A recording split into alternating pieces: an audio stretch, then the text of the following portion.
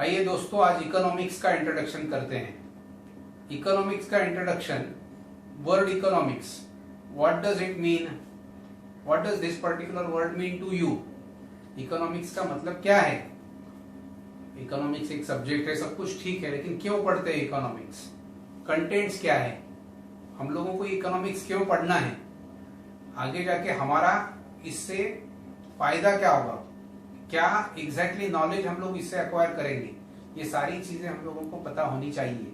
और इसके लिए इकोनॉमिक्स का मतलब पहले सबसे समझ लेते हैं। इकोनॉमिक्स में लोग कहेंगे कि पैसे के बारे में, यस करेक्ट है, money, but apart from money how business is organised, how industry is organised, even that is also important. So this is not only organization of money, but it is also organization of business and industry in particular. So economics ये word ही हम लोगों को इतना अच्छा लगना चाहिए। इसके आगे लोगों को मैंने देखा है, फियर साइकोलॉजी होती है कि ये सब्जेक्ट थोड़ा सा ड्राई है, थोड़ा सा बोरिंग है। ऐसा कुछ नहीं है। मेरे एंगल से ये सब्जेक्ट बहुत इंटरेस्टिंग है। When you walk down towards your college, आपको वहां पे भी इकोनॉमिक्स अलग अलग जगह पे देखने को मिलेगा। और इसके आगे अगर वो इकोनॉमिक्स आप आइडेंटिफाई करने की कोशिश कर रहे हो तो मेरे ख्याल से हमारा जो इंटरेक्शन है वो सक्सेसफुल हो गया। So what do we mean by economics, एकदम इन सिंपल टर्म्स में पैसे का ऑर्गेनाइजेशन, उसके आगे थोड़ा सा बिजनेस का ऑर्गेनाइजेशन, और थोड़ा सा और आगे हम लोग उसके जाएंगे तो इंडस्ट्री का ऑर्गेनाइजेशन। ऐसा तीनों का ऑर्गेनाइजेशन का टोटल स्टडी जो है, that study would be considered as economics. तो इकोनॉमिक्स का बेसिक अंडरस्टैंडिंग क्या है, डेफिनेशन क्या है, ये तो अभी हम लोगों ने देख लिया। इकोनॉमिक्स के दो पार्ट्स है, माइक्रो और मैक्रो। माइक्रो मतलब एक यूनिट लेवल का, एक पर्टिकुलर यूनिट का जो लेवल है, एक पर्टिकुलर बिजनेस का लेवल है, उसके एंगल से इकोनॉमिक्स का स्टडी, उसके एंगल से इकोनॉमिक्स की पढ़ाई, समझ, that is what is called as micro economics.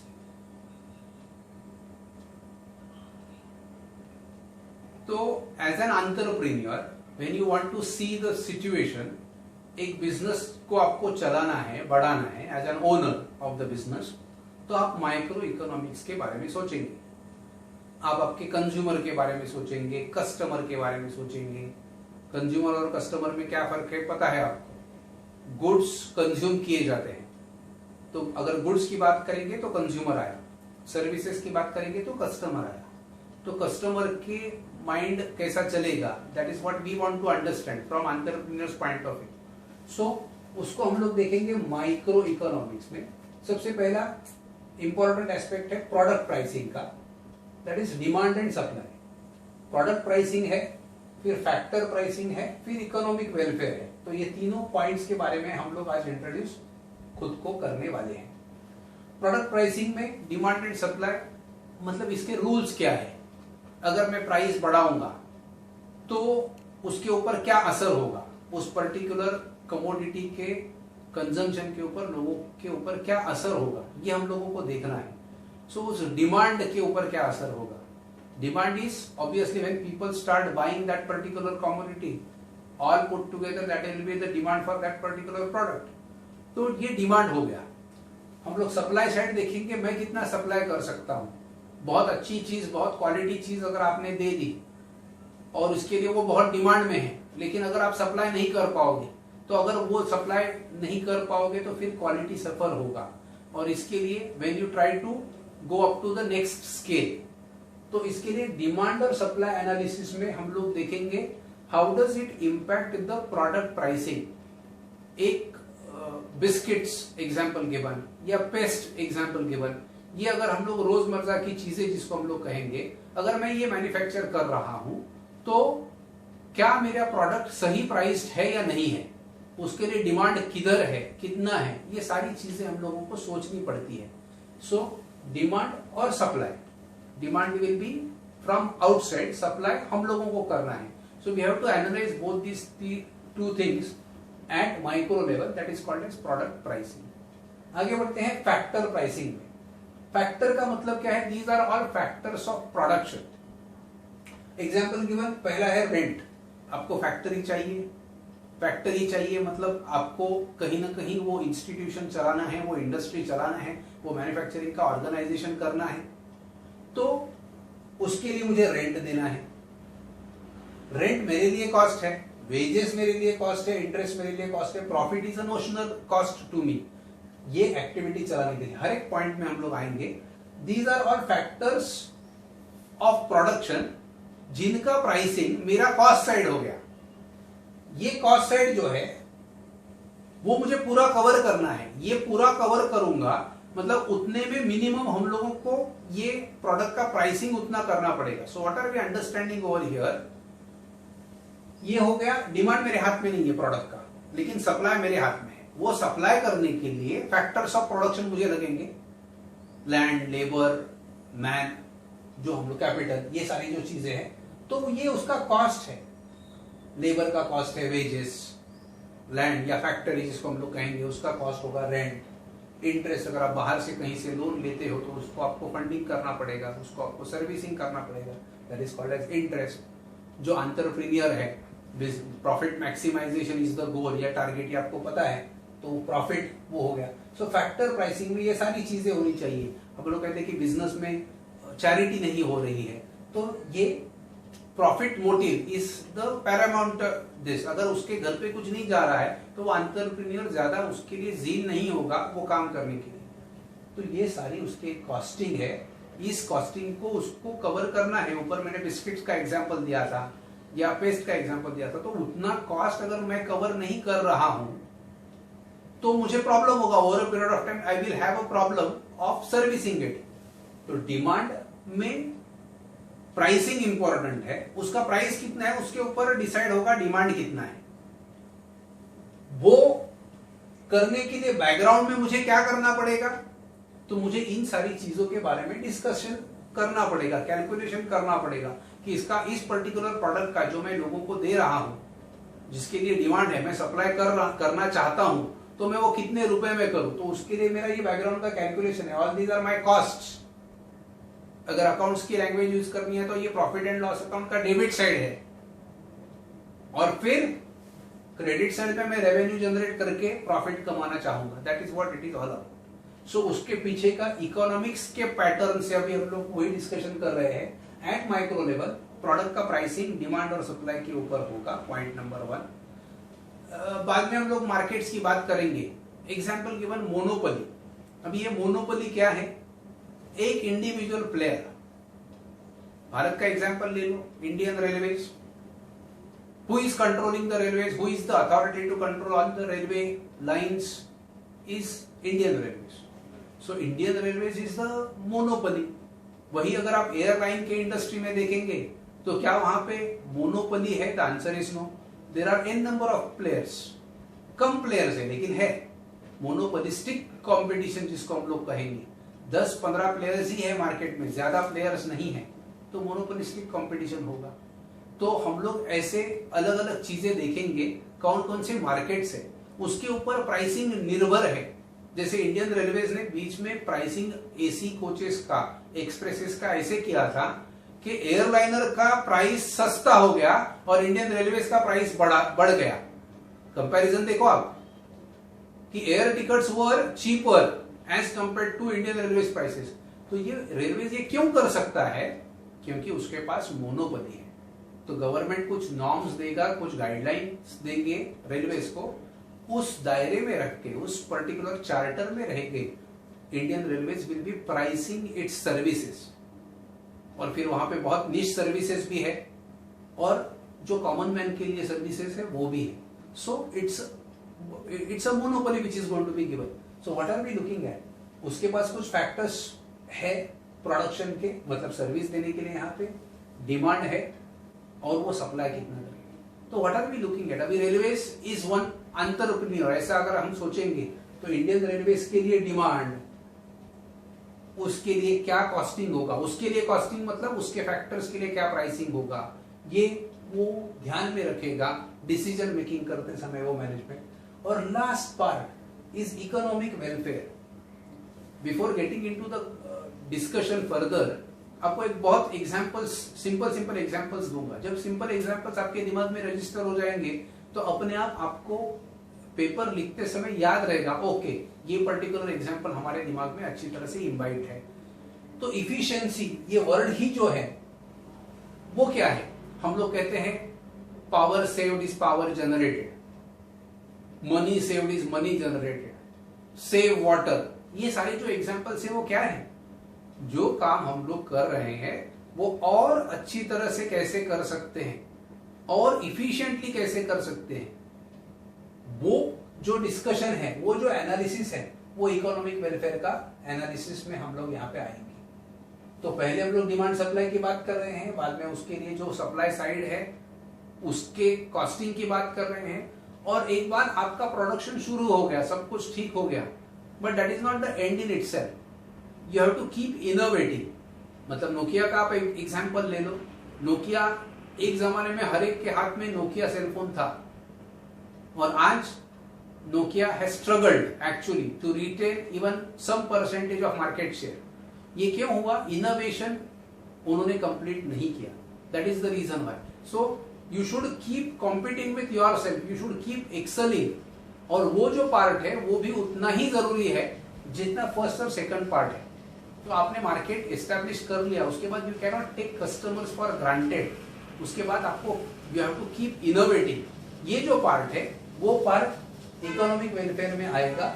Efficiency in production, efficiency in consumption and overall economic efficiency. तो ये जो इफिशियंसी वर्ड है उसके बारे में डिस्कशन करते हैं। अगर 10 केजीज डाल के अगर मुझे आउटपुट आ रहा है, 10 के जगह पे अगर 9.5 केजीज का इनपुट हो गया तो मेरा 0.5 केजी का इनपुट बच गया, तो ये हो गया इफिशियंसी।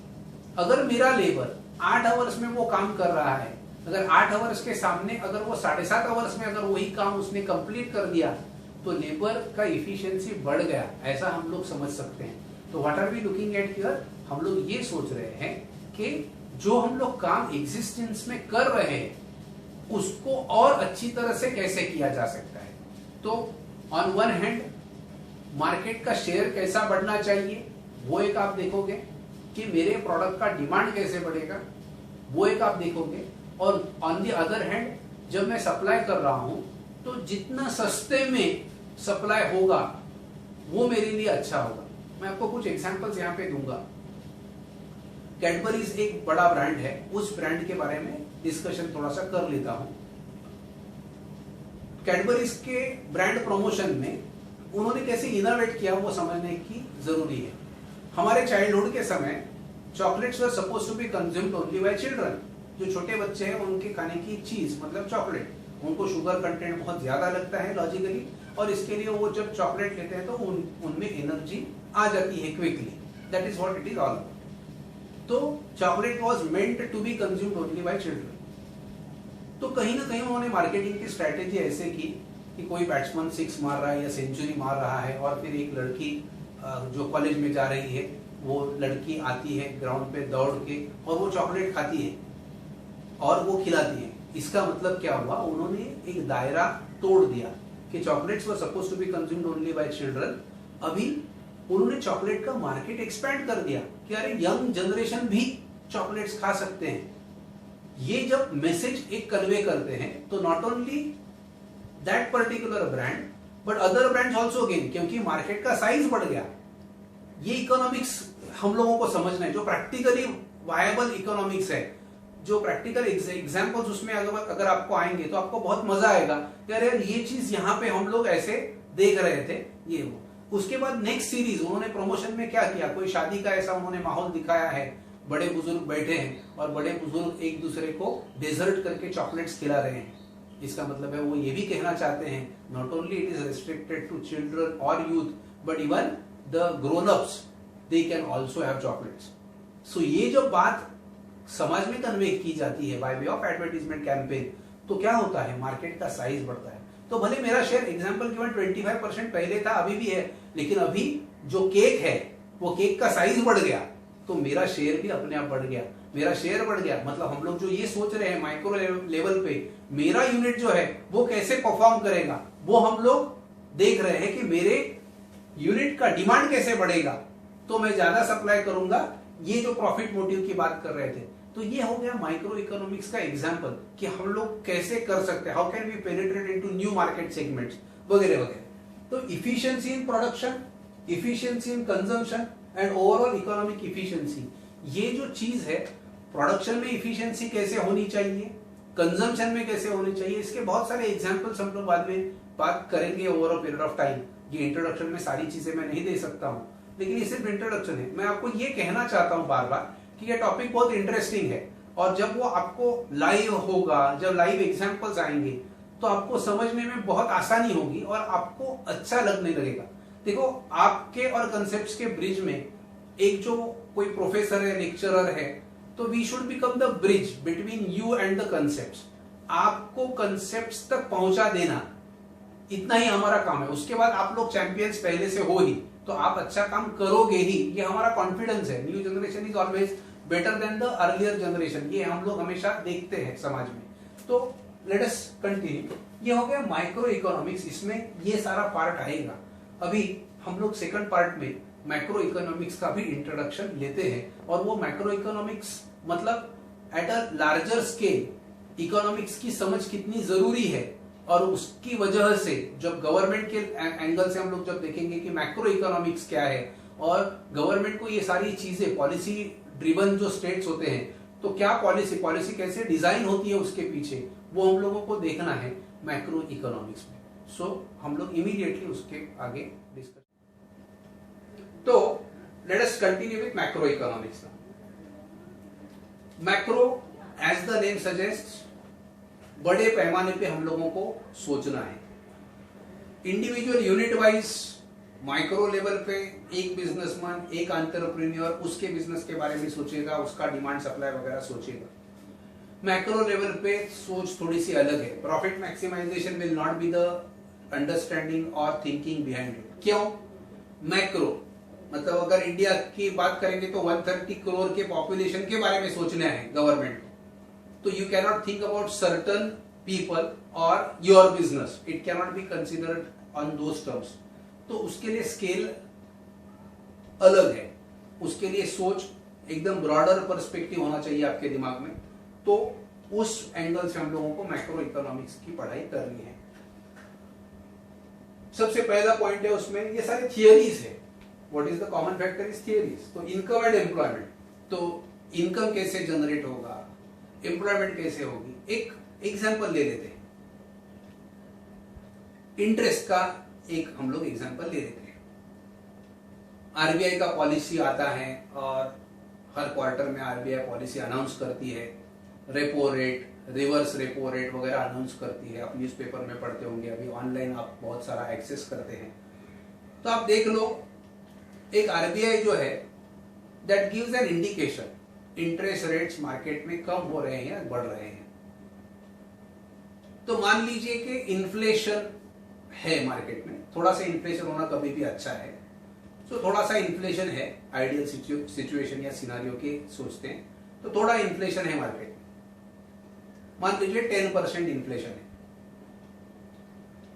तो किसी का सैलरी अगर 10% इन्फ्लेशन है, तो किसी का सैलरी अगर 1 लाख रुपीज है, तो नेक्स्ट ईयर वो 1,10,000 होना चाहिए। ये क्यों होना चाहिए 1,10,000? क्योंकि जो चीजें वो कंज्यूम कर रहा है एज अ कंज्यूमर, जो सर्विसेज वो अवेल कर रहा है एज अ कस्टमर, उन चीजों के दाम, प्राइसेस बढ़ेंगे। So we have to cover up for that. तो इंडिविजुअल एंगल से आप पहले सोचना शुरू करो, then you get linked to the macro level concept. तो आपको 1 लाख की जगह पे 1,10,000 रुपया चाहिए। क्यों? All other things remaining same. Economics में अपना एक फेमस जैसा सेइंग है, all other things remaining same. आपके सारे जो कंजम्पशन पैटर्न है वो भी सेम है, सर्विसेज है वो भी सेम है, your standard of living, importantly standard of living also remains at the same level, तो भी आपको 10% एक्स्ट्रा लगना चाहिए। ये हो गया माइक्रो लेवल की बात। तो आप अगर एम्प्लॉई हो तो आप आपके एम्प्लॉयर के पास जाएंगे, कहेंगे साहब हमको 10% इंक्रीमेंट चाहिए। क्यों चाहिए 10% इंक्रीमेंट? जायज है, you are continuing as an employ there. जो चीजें 1 लाख रुपए में आप ले कर रहे थे, अभी 1,10,000 उसके लिए लगने वाले हैं, तो आपका रिक्वायरमेंट बढ़ रहा है। आपका रिक्वायरमेंट बढ़ेगा तो नेचुरली आपको सप्लाई साइड, डिमांड और सप्लाई, तो सप्लाई साइड आपको पैसा सप्लाई करने वाला कौन है, तो आपका एम्प्लॉयर है।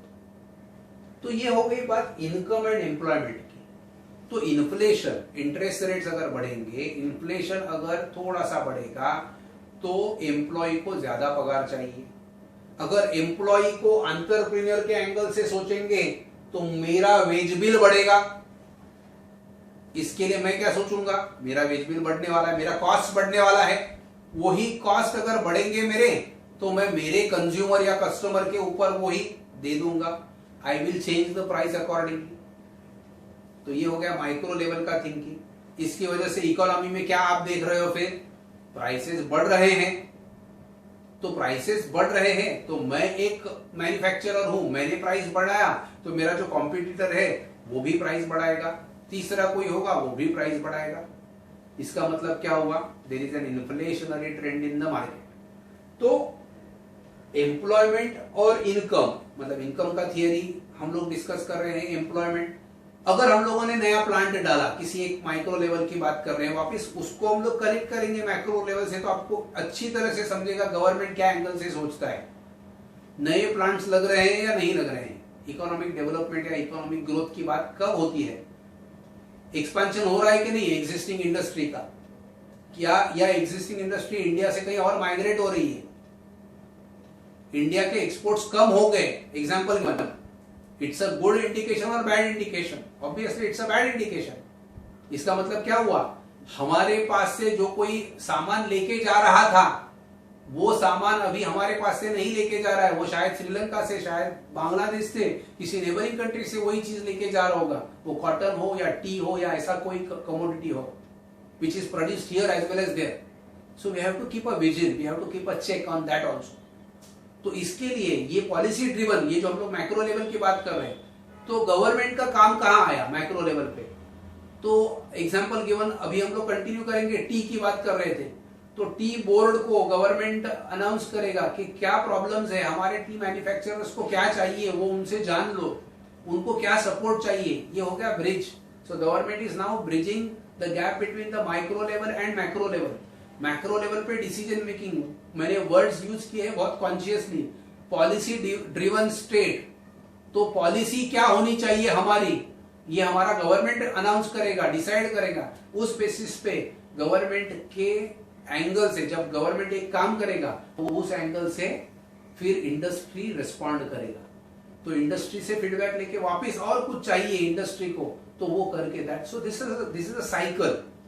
तो इनकम जनरेशन का, एम्प्लॉयमेंट जनरेशन का एक साइकिल है। General price level and inflation, इन्हीं की बात कर रहा हूं अभी मैं।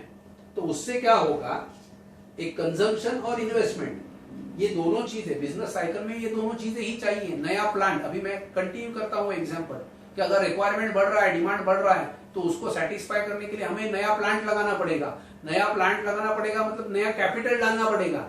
नया कैपिटल डालेंगे मतलब वापिस हम लोग यहाँ पे आ गए। नया कैपिटल डाला, नया प्लांट डाला, उसके लिए रेंट, वेजेस, नए लेबर फोर्स को एम्प्लॉयमेंट मिलेगा। तो कैसे this goes hand in hand. तो जनरल प्राइस लेवल, इन्फ्लेशन, बहुत ज्यादा इन्फ्लेशन भी अच्छा नहीं है उस इकोनॉमी के लिए, लोगों को अफोर्डेबल नहीं होगा। स्टैगफ्लेशन भी होता है, स्टैग्नेशन प्लस इन्फ्लेशन। स्टैगफ्लेशन मतलब प्राइसेस बढ़ती है लेकिन इकोनॉमी बढ़ नहीं रही है, तो सूजन जैसा हो गया वो, कि अपने बदन पे सूजन आती है तो वो अच्छी बात नहीं है। तो स्टैगफ्लेशन वैसा ही है, प्राइसेस बढ़ रहे हैं तो स्वेलिंग है, प्राइसेस आर स्वेलिंग अप, लेकिन economy is not there at all, वो उतने ही लेवल पे जा रही है। तो जनरल प्राइस लेवल, इन्फ्लेशन, इसकी बात करेंगे, इकोनॉमिक ग्रोथ, डेवलपमेंट की बात करेंगे, और बाद में डिस्ट्रीब्यूशन। तो ये सारी जो थियोरीज है वो मैक्रो लेवल पे है। हमें एक चैप्टर है, एक इंडेक्स नंबर। ये जो इंडेक्स नंबर है वो इंडेक्स क्यों है वो समझने की कोशिश करेंगे। हम लोगों को क्या होता है ना, हम लोग उस चैप्टर में इतने घुस जाते हैं कि ये क्यों कर रहे हैं वो भूल जाते हैं। तो हमारा वो जो रेलेवेंस है, हमारा जो लॉजिक है कि हम लोग ये क्यों कर रहे हैं, why are we studying this, इसका बाद में कैसे फायदा होगा मुझे, ये चीज हम लोगों को समझनी चाहिए। पर उस समझ से अगर हम लोग काम करेंगे तो फिर पढ़ाई बोरिंग नहीं होगी। I am learning something new which I am going to use in the days to come. जैसे बाइसिकल चलाना एक एंजॉयमेंट है, बाद में बाइसिकल चलाने के लिए वो फायदा भी है। कोई भी acquisition of knowledge we have to put it in that particular fashion only, अपने दिमाग में उसी पैटर्न में बिठा देना है। तो हम लोग बात करते हैं, तो ये जो मैक्रो लेवल ऑफ इकोनॉमिक्स में इंडेक्स की बात कर रहा था, इन्फ्लेशन से कनेक्टेड है वो, तो ये जो इंडेक्स है वो क्यों है ये समझने की कोशिश करिए। एक घर लिया है आपने, मान लीजिए ईयर 2000 में, और वो घर आज बेच रहे हैं, ऑल अदर थिंग्स रिमेनिंग से, मान लीजिए तब के जमाने में आपने वो घर 10 लाख रुपए में लिया था, जिसका प्राइस आज शायद 1 करोड़ भी हो सकता है 20 साल के बाद। तो 10 लाख का घर लिया और आज 1 करोड़ में बेचा, तो आपको 90 लाख रुपीस के ऊपर टैक्स भरना पड़ेगा। और अगर 20% से टैक्स रेट भी पकड़ लेंगे तो 18 लाख रुपए टैक्स, तो आप बोलेंगे मुझे घर बेचना ही नहीं, तो एक इकोनॉमिक एक्टिविटी ही नहीं होगा। तो गवर्नमेंट फिर क्या करता है, वहां पे कॉस्ट इन्फ्लेशन इंडेक्स यूज करता है, और आपका 10 लाख का तब का घर, एग्जाम्पल गिवन है ये, मैं कैलकुलेशंस नहीं बता रहा हूं, एग्जाम्पल है, आज के प्राइसेस के कंपैरिजन में in relation to today's prices, those 10 lakh rupees in year 2000 are equivalent to say 60 lakh rupees today। तो 60 लाख का घर, भले आपने 10 लाख खर्चा किया, लेकिन आपने खर्चा कब किया था, 20 साल पहले। बड़े बुजुर्ग हमेशा आपसे जब बात करते हैं तो ये बात छेड़ते ही है, अरे हमारे जमाने में ऐसा ऐसा होता था। 1971 में ऑटो रिक्शा वाला मीटर में 1 रुपया अगर था तो 1 ही रुपया लेता था। फिर बाद में over a period of time वही ऑटो रिक्शा वाला वही मीटर 1 रुपए का इज इक्वल टू 18 रुपीज वगैरह लेने की शुरुआत की। अभी अभी लास्ट 2-3 साल पहले से इलेक्ट्रॉनिक मीटर्स आए हैं, तो अभी 17 रुपए 8 रुपए whatever is there minimum fare that they would charge.